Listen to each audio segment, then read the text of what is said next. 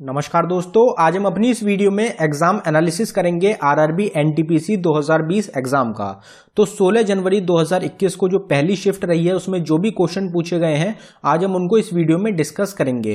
इससे पहले हमने आपको एक वीडियो और प्रोवाइड कराई है फर्स्ट शिफ्ट से रिलेटेड, जिसमें कि हमने कुछ क्वेश्चन डिस्कस करे थे। बाकी जो क्वेश्चन और रह गए हैं अब हम उनको इस वीडियो में डिस्कस करेंगे।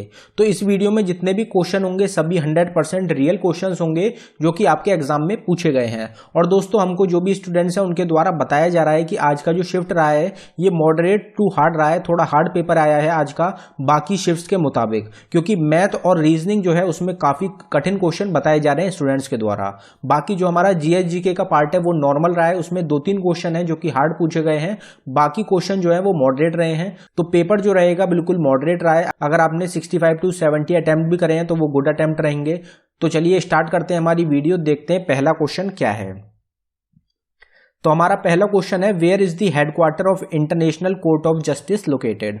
तो अभी हमने परसों ही डिस्कस करा था कि इंटरनेशनल कोर्ट ऑफ जस्टिस जो है इसका हेडक्वार्टर कहां पे लोकेटेड है। तो हमारा आंसर हो जाएगा दी हॉग, नीदरलैंड। तो दी हॉग जो जगह है नीदरलैंड में, यहां पे लोकेटेड है headquarter international Court of justice का। तो हेडक्वार्टर के ऊपर फिर क्वेश्चन पूछा गया, इंटरनेशनल ऑर्गेनाइजेशंस के ऊपर जो हेडक्वार्टर रहते हैं उनसे जरूर क्वेश्चन पूछे जाएंगे, चाहे पेपर ईजी आए चाहे हार्ड आए, हेडक्वार्टर्स के ऊपर लगातार क्वेश्चन पूछे जा रहे हैं। अगला क्वेश्चन देखते हैं हमारा, Mahatma Gandhi return to India from South Africa in which year. तो ये भी एक बेसिक क्वेश्चन है, आपको पता ही होगा कि महात्मा गांधी साउथ अफ्रीका से भारत कौन से साल में आए थे। तो हमारा आंसर हो जाएगा 1915। 1915 में महात्मा गांधी साउथ अफ्रीका से वापस आए थे भारत में। तो ये भी एक फेमस क्वेश्चन रहता है जो कि ज्यादातर सबको पता ही होता है। अगला क्वेश्चन देखते हैं हमारा, Chandrayaan 1 was launched on which date. तो एक क्वेश्चन पूछा गया है चंद्रयान 1 से। चंद्रयान 2 के ऊपर भी पहले क्वेश्चन पूछा जा चुका है। तो इसरो के द्वारा जितनी भी प्रोजेक्ट लॉन्च करे गए हैं, जितनी भी सैटेलाइट्स लॉन्च करी गई हैं, वो कब कब लॉन्च करी गई हैं आप उनकी डेट जरूर याद रखें। जैसे कि चंद्रयान 1 जो लॉन्च करा गया था ये करा गया था 22 अक्टूबर 2008 को। 22 अक्टूबर 2008 में लॉन्च करा गया था चंद्रयान 1 को। तो ये क्वेश्चन इंपॉर्टेंट रहता है और इस टाइप से रिलेटेड जो भी क्वेश्चन रहेंगे वो आपके आने वाले एग्जाम्स के लिए मोस्ट इंपॉर्टेंट रहेंगे, क्योंकि जो भी पहली शिफ्ट आ रही हैं उसके बाद जो बाकी की शिफ्ट आती हैं उनसे रिलेटेड क्वेश्चन ही होते हैं। जो टॉपिक्स होते हैं वो सेम होते हैं, बस क्वेश्चन बदल दिए जाते हैं। तो ये टॉपिक जो रहेंगे ये इंपॉर्टेंट रहेंगे सेकंड फेज के लिए। जो सेकंड फेज में एक्स्ट्रा टॉपिक्स पूछे जा रहे हैं हम उनकी भी सेपरेट वीडियो आपको जल्द प्रोवाइड करा देंगे। अगला क्वेश्चन देखते हैं हमारा, Who was the prime minister of India in 1977-79। तो ये भी ज्यादा कठिन क्वेश्चन नहीं है, आपको पता होगा कि 1977 तक इंदिरा गांधी जो थी वो प्राइम मिनिस्टर थी हिंदुस्तान की। उसके बाद कौन बना था ये आपको याद होगा। तो हमारा आंसर हो जाएगा मोरारजी देसाई। मोरारजी देसाई जो थे ये 1977 से 79 में प्राइम मिनिस्टर थे हिंदुस्तान के। तो सबको पता होता है कि 1977 में इंदिरा गांधी जो थी उनका खत्म हुआ था टाइम, तो उस टाइम के बाद मोरारजी देसाई जो थे वो प्राइम मिनिस्टर बने थे अगले हिंदुस्तान के। तो इससे आप लगा सकते हैं कि मोरारजी देसाई जो हैं ये भारत के प्रधानमंत्री थे 1977 से 79 में। Maharashtra and Gujarat were formed in which year. तो महाराष्ट्र और गुजरात जो स्टेट हैं ये दोनों कौन सी डेट को कौन से ईयर में फॉर्म हुई थी। तो हमारा आंसर हो जाएगा 1960। तो ये भी पता होता है सबको कि 1 मई 1960 में, 1 मई 1960 में महाराष्ट्र और गुजरात जो स्टेट हैं ये दोनों अलग स्टेट बन गई थी। Which of the following is a input device. तो ये जो हमारे ऑप्शन दिए गए हैं इनमें से कौन सी एक इनपुट डिवाइस है। तो प्रोजेक्टर एक आउटपुट डिवाइस होती है, हेडफोन्स भी आउटपुट डिवाइस होते हैं, और MICR जो होती है ये होती है इनपुट डिवाइस। तो हमारा आंसर हो जाएगा MICR। MICR जो होती है ये इंक जैक होता है जो कि यूज करा जाता है प्रिंटिंग से रिलेटेड। तो ये जो होता है ये एक इनपुट डिवाइस होती है। Which part of the personal computer uses the software. तो कौन सा पार्ट होता है पीसी का जो कि सॉफ्टवेयर को यूज करता है। तो हमारा आंसर हो जाएगा सेंट्रल प्रोसेसिंग यूनिट। CPU हमारा करेक्ट आंसर था इसमें। बाकी आपको जो भी ऑप्शन दिए गए थे वो भी हमको कंफर्म नहीं हो पाए, लेकिन इसमें जो आपका आंसर था वो था central processing unit. Which league joined the Indian National Congress in 1916। तो 1916 में कौन सी लीग थी जिन्होंने इंडियन नेशनल कांग्रेस को ज्वाइन कर लिया था। तो हमारा आंसर हो जाएगा मुस्लिम लीग। तो 1916 में मुस्लिम लीग के द्वारा ज्वाइन कर दिया गया था इंडियन नेशनल कांग्रेस को। इंडियन नेशनल कांग्रेस में शामिल हो गई थी मुस्लिम लीग 1916 में।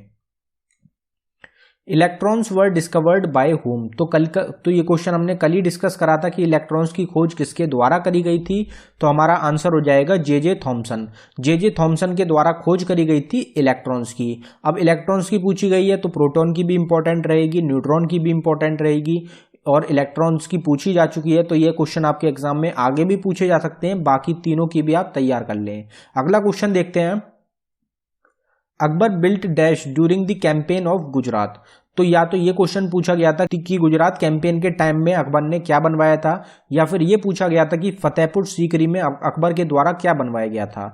तो हमारा आंसर हो जाएगा बुलंद दरवाजा। बुलंद दरवाजा जो था ये बनवाया गया था अकबर के द्वारा फतेहपुर सीकरी में गुजरात कैंपेन के टाइम पे। Copper lightning rod was invented by. तो कॉपर लाइटनिंग रॉड जो होती है ये किसके द्वारा बनवाई गई थी। तो ये हमने क्वेश्चन पहले एक बार डिस्कस करा था कि कॉपर रॉड किसने इन्वेंट करी थी। तो हमारा आंसर हो जाएगा बेंजामिन फ्रैंकलिन। बेंजामिन फ्रैंकलिन जो है इनके द्वारा डेवलप करी गई थी, इन्वेंट करी गई थी copper lightning rod. Keoladeo national park is located in which state of India. National parks के ऊपर भी लगातार क्वेश्चन बन रहे हैं, इंपॉर्टेंट रहेगा, हम काफी बार डिस्कस कर चुके हैं। तो ये कौन सी स्टेट में है। तो हमारा आंसर हो जाएगा राजस्थान। राजस्थान स्टेट में लोकेटेड है क्योलाडियो नेशनल पार्क या फिर Keoladeo bird sanctuary. United Nation Organization. तो फिर यूनाइटेड नेशन ऑर्गेनाइजेशन के ऊपर क्वेश्चन पूछा गया कि ये कब फॉर्म हुई थी। तो ये क्वेश्चन पहले भी पूछा जा चुका है, अब ये क्वेश्चन दोबारा रिपीट हुआ। तो यूएन जो है ये कब फॉर्म हुआ था। तो हमारा आंसर हो जाएगा 1945 में। 1945 में फॉर्म हुई थी, स्टैब्लिश हुआ था United Nation Organisation. According to census 2011 which state has lowest population density. तो सबसे ज्यादा पॉपुलेशन डेंसिटी कौन सी स्टेट की है। तो वो रहेगी उत्तर प्रदेश। सबसे कम पॉपुलेशन डेंसिटी कौन सी स्टेट की है। तो हमारा आंसर हो जाएगा अरुणाचल प्रदेश। तो अरुणाचल प्रदेश जो स्टेट है इंडिया की, यहाँ की सबसे कम पॉपुलेशन डेंसिटी है। इंडिया से ज्यादा कौन सी कंट्री है जिसकी पॉपुलेशन डेंसिटी है। तो वो रहेगी बांग्लादेश। जो बांग्लादेश है उसकी पॉपुलेशन डेंसिटी इंडिया से भी ज्यादा है। Delhi became the capital of India in which year. Basic question है, काफी बार डिस्कस करते हुए आ रहे हैं कि दिल्ली जो है इंडिया की कैपिटल कब बनी थी। तो हमारा आंसर हो जाएगा 1911। 1911 में इंडिया की कैपिटल बनी थी दिल्ली। उससे पहले कौन सी थी। तो उससे पहले थी Kolkata. Who has won the gold medal in Tokyo Olympic 2016 in Paralympic. तो पैरालंपिक में टोक्यो ओलंपिक 2016 में गोल्ड मेडल किसके द्वारा जीता गया। तो हमारा आंसर हो जाएगा दीपा मलिक। दीपा मलिक जो है इनके द्वारा गोल्ड मेडल जीता गया था टोक्यो ओलंपिक 2016 में पैरालंपिक में। तो ये क्वेश्चन पूछा गया है। इस टाइप के क्वेश्चन आगे भी पूछे जा सकते हैं। तो जितने भी स्पोर्ट्स टूर्नामेंट हैं उनके विनर्स आपको पता होने चाहिए, इंपॉर्टेंट रहते हैं। Who kills the harmful waste material in cells। तो सेल्स में जो हार्मफुल वेस्ट मटेरियल आ जाता है, जो नुकसान करता है, उसको कौन मारता है। तो हमारा आंसर हो जाएगा साइटोप्लाज्म। तो साइटोप्लाज्म जो होता है ये किल करता है हार्मफुल वेस्ट मटेरियल को हमारे सेल्स में। तो ये क्वेश्चन पूछा गया आपके एग्जाम में। अगला क्वेश्चन देखते हैं हमारा। Who is the father of green revolution in India. तो आप सबको पता ही है, कितनी बार डिस्कस कर चुके हैं हम कि father of green revolution Bharat में किसको कहा जाता है। तो हमारा आंसर हो जाएगा एमएस स्वामीनाथन। एमएस स्वामीनाथन जो है ये फादर ऑफ ग्रीन रिवॉल्यूशन के नाम से जाना जाता है इनको हिंदुस्तान में। और अगर सिर्फ फादर ऑफ ग्रीन रिवॉल्यूशन की बात करी जाए तो वो रहेंगे नॉर्मन बोरलॉग। अगर वर्ल्ड वाइड में रहेगा तो वो नॉर्मन बोरलॉग होंगे। और अगर इंडिया की बात करी जाए, सिर्फ इंडिया की बात करी जाए, तो वो रहेंगे एमएस स्वामीनाथन। बाकी और जो ग्रीन रिवॉल्यूशन हो गया, बाकी ब्लैक रिवॉल्यूशन के ऊपर क्वेश्चन पूछा जा चुका है।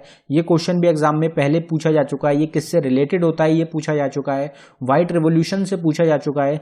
तो गिने चुने कुछ ही रिवॉल्यूशंस हैं, लेकिन क्वेश्चन उनके ऊपर लगातार बन रहे हैं। तो 15 से 16 रिवॉल्यूशंस हैं उनको, जिनको कि आप मुश्किल से 10 मिनट में अच्छी तरीके से तैयार कर सकते हैं। तो आप उनसे अच्छे मार्क्स स्कोर कर सकते हैं। तो आप उन टॉपिक्स को अच्छी तरीके से तैयार कर लें जिन जिनके ऊपर एग्जाम में क्वेश्चन पूछे जा रहे हैं। तो दोस्तों ये हमारी वीडियो का आखिरी क्वेश्चन। अगर आपको हमारी वीडियो पसंद आई हो तो वीडियो को लाइक जरूर करें और साथ ही हमारे चैनल को भी सब्सक्राइब कर लें। और दोस्तों जितने भी इंपॉर्टेंट स्टैटिक टॉपिक्स रहते हैं उनकी सेपरेट वीडियो हम अपने चैनल पे ऑलरेडी अपलोड कर चुके हैं। तो उसकी हमने प्लेलिस्ट तैयार कर दी है।